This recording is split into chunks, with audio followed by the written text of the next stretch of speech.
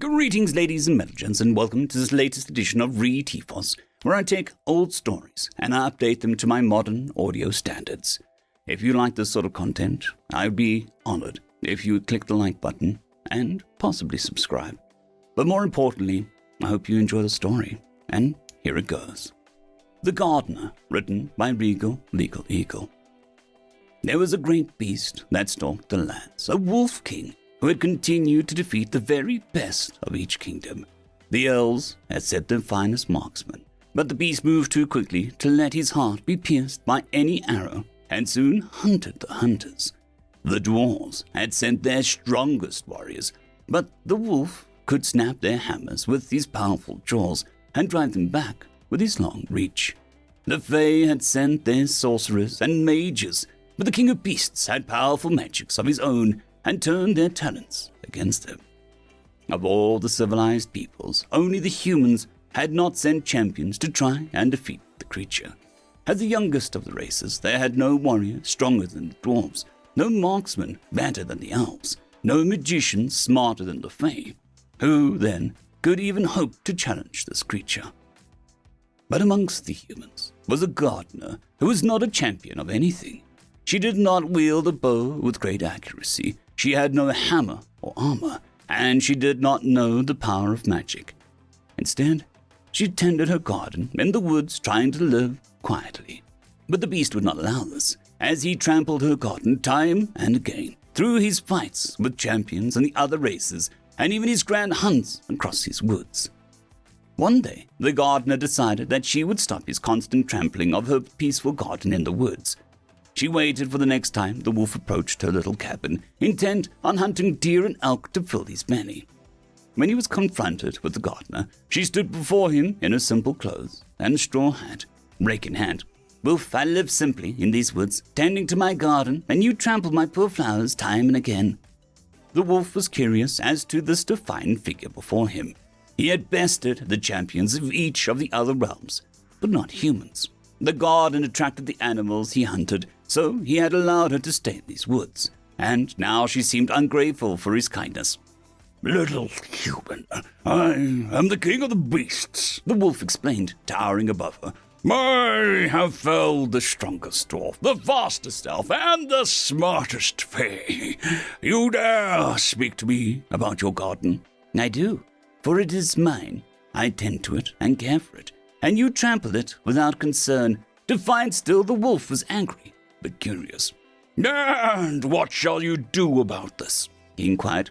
"I shall make you promise to leave my garden alone," she said, and to this the wolf howled with laughter for some time. "I am the king of beasts. I bow to no one. I rule over all I see, and I see a great deal. And you, little gardener, will make me promise to leave your garden alone. Why should I not eat you now?" he asked, and the gardener shrugged. "I'm small and skinny. I would not make a good meal." The wolf nodded, as this was true. "Then why don't I simply leave you now? Can you catch me once I'm on the hunt?" he asked, and she shook her head. "I am far slower than you, great wolf, and could not catch you on your hunt. But I will still be here, and I will confront you every time you come through and warn the beasts of the woods you pass by that you are on the hunt." This annoyed the wolf now. "Why do I not simply kill you and then leave your garden to rot?" To his surprise, the human shrugged. "Then I'll be dead, and my garden will rot, and the birds will sing of the gardener who scared the king of beasts." The wolf growled at that. "I am afraid of nothing," he exclaimed in a great roar, but the gardener did not flinch. "Then I shall challenge you, and in the end you will promise not to trample my garden," she replied, and this made the wolf pause. He looked at the small figure before him, in her simple clothes and straw hat. "And what weapon will you use?" he asked. "My rake," she replied, lifting the tool in her hand. The wolf laughed once more, as he decided the human was simply mad. "Very well, human, I accept your challenge with your rake. How shall we fight?" he asked. "We will not fight, for that is not the challenge," she replied, and he got curious once more, tilting his head. "Then what is the challenge?" he asked before she stepped forward, and he lifted a massive paw as big as her body, ready to swat her away. But she moved slowly and raised her rake. With it, she began to rub it against his chest, and the king of beasts slowly leaned into it. The gardener used the rake to scratch the mighty beast's chest as he lowered his paw and found himself wagging his tail. Before long, he had lowered his head so that she might scratch behind his ears. And last, he rolled onto his back so she could scratch his belly with the rake. But suddenly, she stopped. The wolf opened his eyes, rolled over to look at the human once more. "Why did you stop? I demand you continue." He had never felt such a wonderful sensation before, and was annoyed that she had stopped. "Do you promise to stop trampling my garden?" she asked, and he got up then, angry as he realized what she was doing. "I am the king of beasts. I swear to no one. I rule these forests as I see fit." But the gardener did not flinch. "Then I will not scratch you again with my rake," the wolf growled. "I will destroy your garden if you do not obey me," he howled. "Then I will replant it as I have done many times." She still did not back down. "I will destroy your cabin," he bellowed.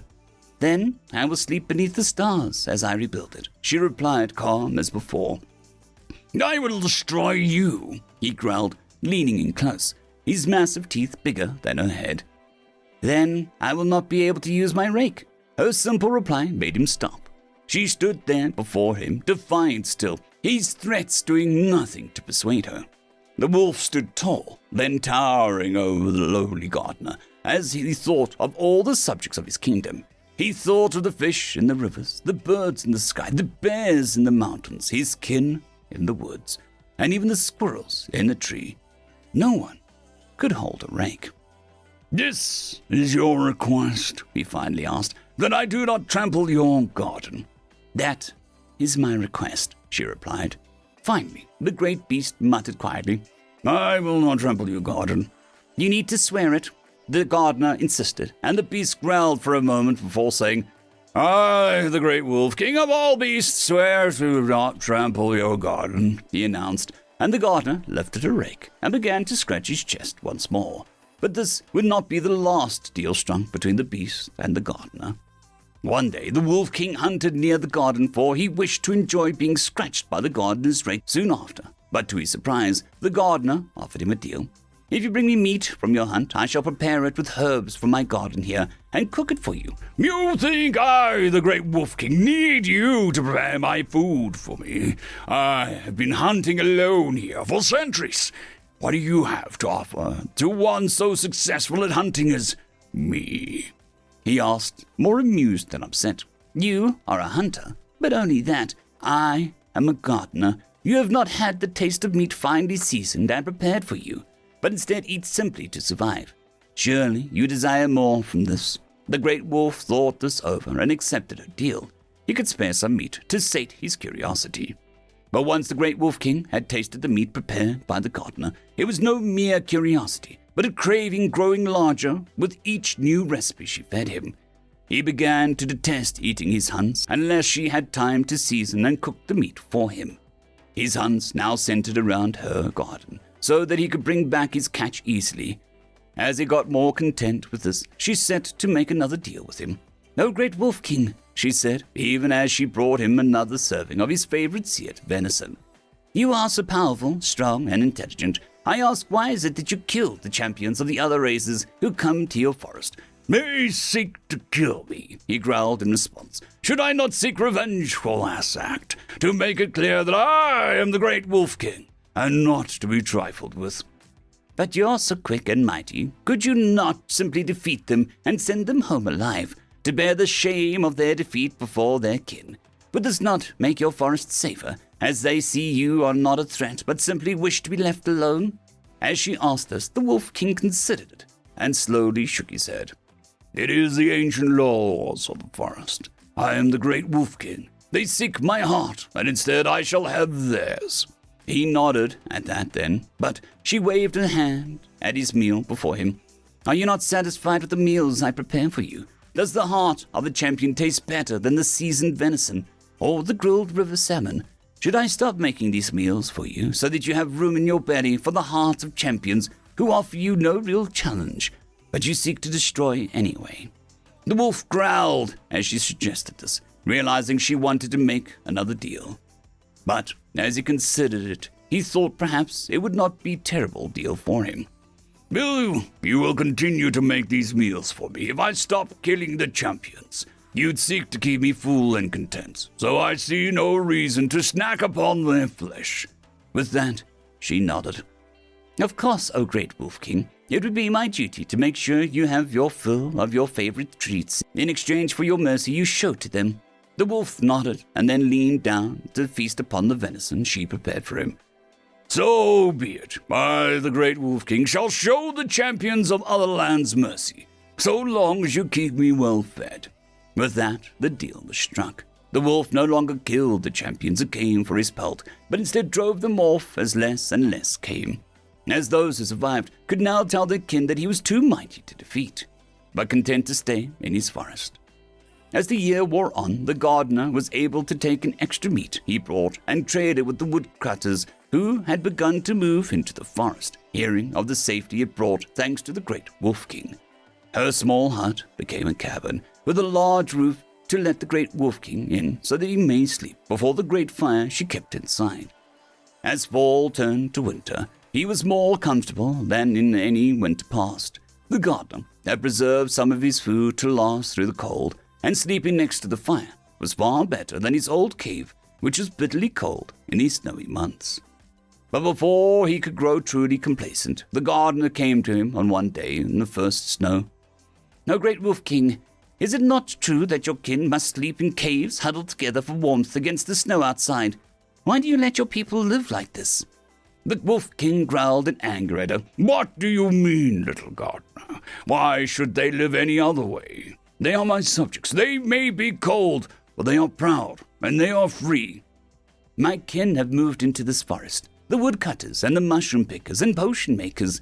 They have built cabins, though not as large as this. They offer fires and a warm hearth. Would you not let your people take shelter with my kin, as you have done? Would you deny them this?" The wolf growled at her. "You asked me to give my kin to yours. They are free now. Why should they trade that away for a warm hearth?" he asked. "They may still be free. If you let your kin stay with mine, they can help them hunt, for hunting is hard in these cold months, and not all my kin have a mighty Wolf King to bring them game as I do. Is this not a fair trade to your people, hunting together in exchange for a roof over their heads and a fire to lay beside? Could not the potion makers aid your kin as well, sharing between our peoples what each offers in exchange for the other?" The Wolf King considered this, glancing at the large fire beside him that had made the first night of snow one of comfort and warmth instead of cold and shivering. "Very well. My kin shall stay with yours for this winter, but they are still free. They will simply trade hunting for warmth. But do not think of us tame," he warned. "Of course, great Wolf King. I shall swear that my kin will treat yours with respect and kindness if they swear to do the same to us." The wolf considered this and finally nodded. "Then I, the great Wolf King, shall swear my kin will treat your kin with respect and kindness as well." With that, the wolves of the forest were free to stay in the cabins of the woodcutters, the potion makers, and the mushroom pickers, so they may shelter out the stormy, snowy months in the warmth and comfort instead of their old, cold, damp caves. However, when spring came and the snows began to melt, the birds came out and began to sing of the once great Wolf King, now merely a pet to a simple gardener. This sent the wolf into a rage, and he ran to the cabin of the gardener, where she was tending her flowers. He towered over her, growling in anger as she turned to face him. "The birds are singing of the news, gardener. They sing to the world that I am not a king of beasts, but your pet. They seek to mock me, all 'cause of you. Tell me why I should not kill you now and reclaim my title." The gardener smiled up at the great wolf and then stood up.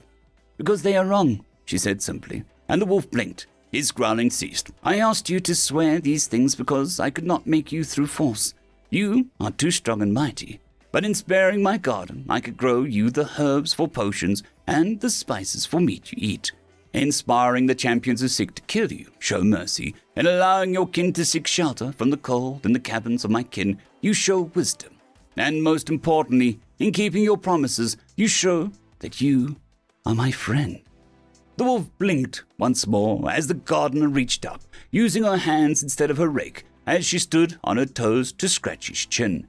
Her hands were small and gentle, but he leaned into them as she kept scratching. "You see, these promises do not make you any less of a king, nor do they make you my pet. The other races do not understand that this simply makes us friends and paves a way for our kin to be allies forevermore, and for you to be the greatest king of them all." This sounded too good to the king of the beasts, but he needed to know something before he decided. "Why did you not fear me when you first challenged me?" he finally asked. "I was not afraid," she said simply. "This I know. But why?" he asked, more curious than ever. "Because I knew you would win any fight you entered, so I did not try and fight you." "But you challenged me," he mentioned, and the gardener laughed. "I never said what the challenge was, my dear friend. To me, the challenge was to see if you could resist becoming my friend." The wolf sat down, letting the gardener more easily scratch his chin with her hands, and then up along his face, rubbing along his head as he closed his eyes. He thought of her words, of his kin and her kin, allies forevermore. He thought of the food he ate since meeting the gardener, more flavorful and rich than any he'd had before. He thought of the potions she made for him that soothed his stomach and aided him when he was sick, such things he'd never had before. He thought of the fire in the winter that kept him warm from the cold, and how peacefully he slept by her side.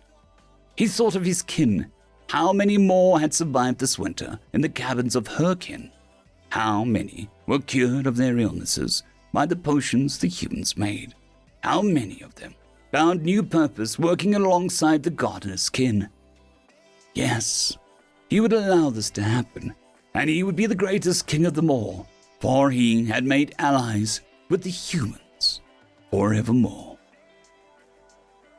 End of story.